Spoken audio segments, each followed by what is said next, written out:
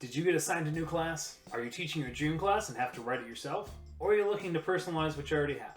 Today we are describing how to create a curriculum from scratch. Our first step is going to be to brainstorm our ideas. If you take a look under the description of this video, you're going to find some resources. So at least be able to find part 1 for the curriculum planner. Go ahead and find that. At the top, you're going to see course name. You're going to put whatever the name of the course is. Grade level, you can have a range, or if you're not sure yet, that's fine too. Curriculum creator, put your name because you were the one spending your time and creativity creating this curriculum. Next, we have step 1, your Brainstorm Box. Now, in that box, I want you to put any ideas you have for this curriculum so far. This could be assignments, this could be units, this could be projects, this could be novels. This could be anything that you have in mind when you came to this process. This is going to be the basis of how we create our curriculum, so it's important that you put any ideas you have on here because you'll be able to draw from it later, and it'll make your life easier. Now that being said, if you have no idea at all what to put in here or where to start, that's okay. We're going to let the standards guide us in that instance. So if you have nothing on here, that's okay. Leave it blank and we'll get started on the standards, and we can always add more later. Now be prepared, if you put something on here, it might not stay in the curriculum. You're going to have to combine and cut some things eventually. So we're going to take a look at standards.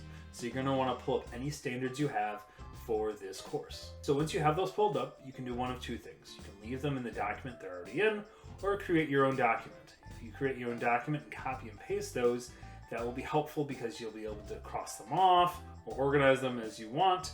You don't have to do that, but it's an option. We're going to take a look and read through these standards, and as you read through them, think about what could you combine, what kind of units could you do, what kind of assignments might tailor themselves to each of these units. After you've read through your standards, go back up to your Brainstorm Box. From that Brainstorm Box, I want you to put in the different ideas.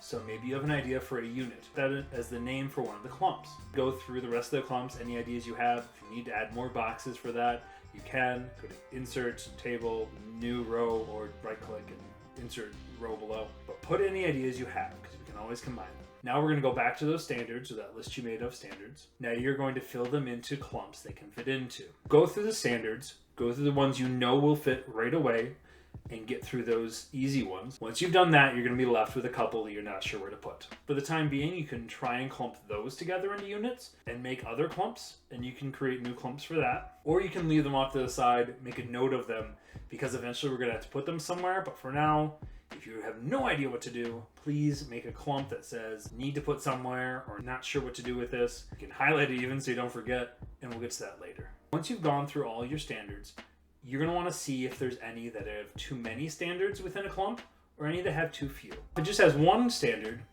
it depends on the standard. If it's a small one, you might want to combine that with another one, or if it's a complex one, it might be okay. If you have a bunch of standards in one, you might want to try and split that up into multiple or find other places that those could be focused on. It's up to you, whatever you think is best. And remember, this is just a draft. We can always go back to this later and change it. So that was part 1. So far we have our clumps that are standard based. Eventually we're going to turn those into units, but that's going to be for next time. Make sure you click subscribe so you're notified when that next video comes out.